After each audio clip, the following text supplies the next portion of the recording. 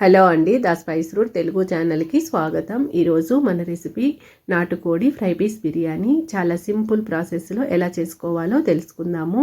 ఈ ప్రాసెస్లో చేసినట్లయితే చాలా ఈజీగా చేసేయచ్చు. దీనికోసం నేను ఇక్కడ 1 కిలో చికెన్ తీసుకున్నాను. దీన్ని శుభ్రంగా 2-3 సార్లు బాగా వాష్ చేసుకోవాలి. మనము ఏ ప్యాన్లో అయితే ఫ్రై చేసుకోవాలనుకుంటున్నామో అదే ప్యాన్లోకి తీసుకోండి. ఇప్పుడు ఇందులోకి రుచికి తగిన ఉప్పు,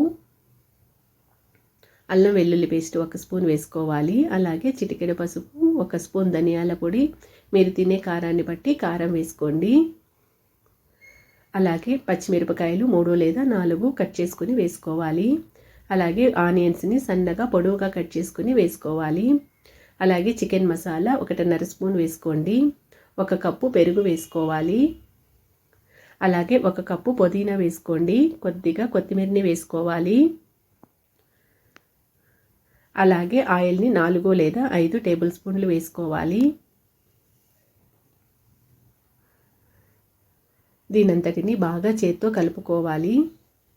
మసాలాలన్నీ ముక్కలకు పట్టే విధంగా చేత్తో బాగా కలుపుకోండి.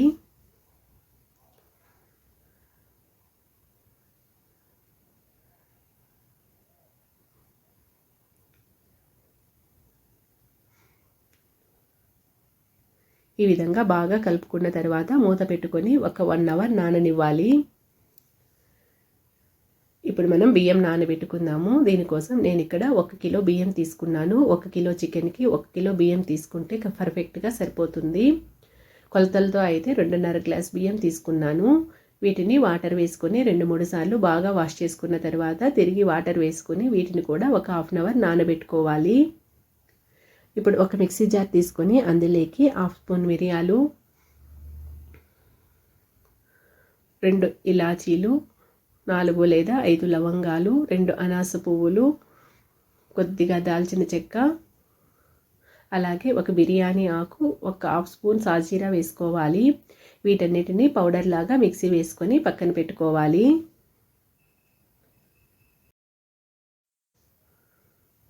ఒక 1 అవర్ తర్వాత చికెన్ మనకు బాగా మ్యాగ్నేట్ అయిపోయి ఉంటుంది. ఇప్పుడు దీన్ని స్టవ్ పైన పెట్టుకొని మంటను హై ఫ్లేమ్లో పెట్టుకొని ఒక 5 నిమిషాలు ఉడికించుకోవాలి. ఈ విధంగా వాటర్ మొత్తం బయటికి వచ్చేస్తుంది. అప్పటి వరకు మంటను హై ఫ్లేమ్లో పెట్టుకొని ఉడికించుకోండి. ఈ విధంగా వాటర్ మొత్తం వచ్చేసిన తర్వాత మంటను మీడియం ఫ్లేమ్లో పెట్టుకొని మధ్య మధ్యలో కలుపుకుంటూ బాగా రోస్ట్ అయ్యే వరకు దీన్ని ఉడికించుకోవాలి.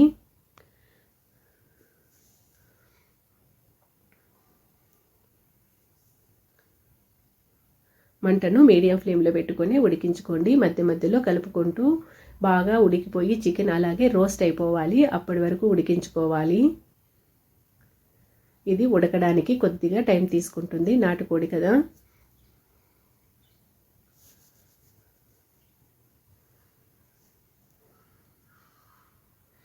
చికెన్ ఈ విధంగా సెమీ గ్రేవీ ఉండే విధంగా ఉడికిన తర్వాత ఒకసారి బాగా కలుపుకోవాలి. ఇప్పుడు ఇందులోకి మనం మిక్సీ పట్టుకున్న మసాలా ఉంది కదా, అది వేసుకోవాలి.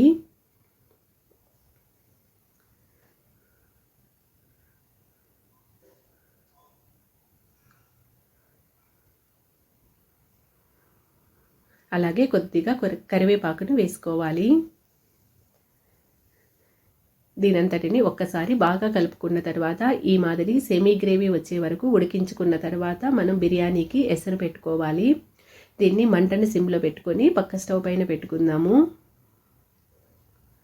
బాగా పూర్తిగా సిమ్లో పెట్టేసి పక్క స్టవ్ పైన పెట్టుకోండి.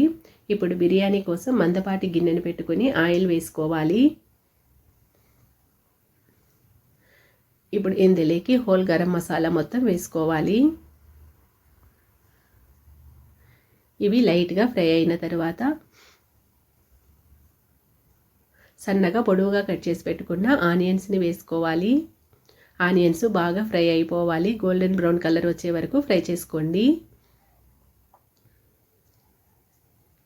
ఇవి ఫ్రై అవుతున్నప్పుడు ఇందులోకి కట్ చేసి పెట్టుకున్న పచ్చిమిరపకాయలు ఒక 5 లేదా 6 వేసుకోవాలి.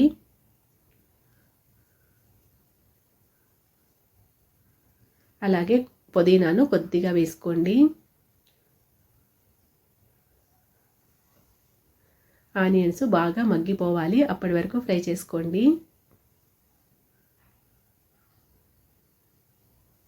అలాగే 2 టమాటాలను కట్ చేసుకొని వేసుకోవాలి. ఈ టమాటాలు బాగా మెత్తగా స్మాష్ అయిపోవాలి.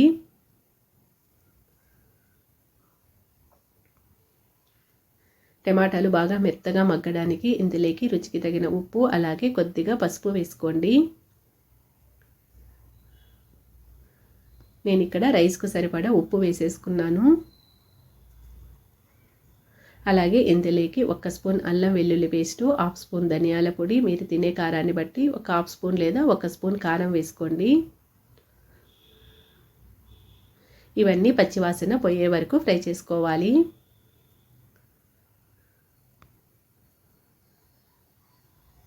ఈ విధంగా ఫ్రై అయిన తర్వాత మనం నానబెట్టుకున్న బాస్మతి బియ్యం ఉన్నాయి కదా, వాటిల్లో వాటర్ మొత్తం వంపేసుకొని బియ్యాన్ని వేసుకోవాలి. వీటిని 2 నిమిషాల పాటు ఆయిల్లో ఫ్రై చేసుకోవాలి. ఈ విధంగా ఫ్రై చేసుకోవడం వలన మసాలాలు మొత్తం రైస్కి పడతాయి.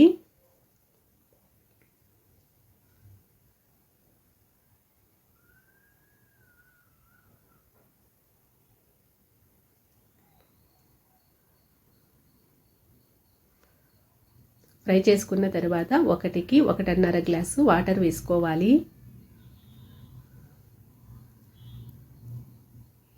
మంటను హై ఫ్లేమ్లో పెట్టుకొని ఒక పొంగు వచ్చే వరకు ఉడికించుకోవాలి. ఆ తర్వాత మీడియం ఫ్లేమ్లో పెట్టుకొని దగ్గరకు పడే వరకు ఉడికించుకోండి. ఇప్పుడు మనకు చికెన్ కూడా బాగా ఉడికిపోయింది. ఈ విధంగా గ్రేవీ ఉండే విధంగా ఉడికించుకుంటే సరిపోతుంది.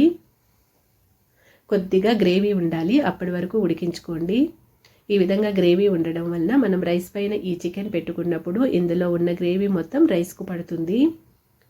చివరగా కొద్దిగా కరివేపాకు, కొత్తిమీరని వేసుకొని స్టవ్ ఆఫ్ చేసేసుకొని పక్కన పెట్టుకోండి. ఇప్పుడు మనకు రైస్ కూడా బాగా 90% వరకు ఉడికిపోయింది. వాటర్ కొద్దిగా చెమ్మ ఉన్నప్పుడు దీన్ని ఒక్కసారి పైకి కిందికి కలుపుకున్న తర్వాత మనం ఉడికించి పెట్టుకున్న చికెన్ ఉంది కదా, అది వేసుకోవాలి.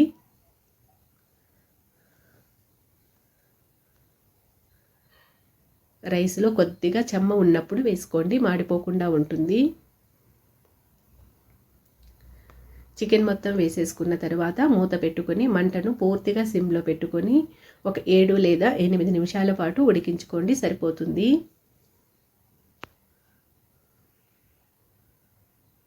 ఒక 8 నిమిషాల తర్వాత మనకు ఫ్రై పీస్ బిర్యానీ రెడీ అయిపోయింది.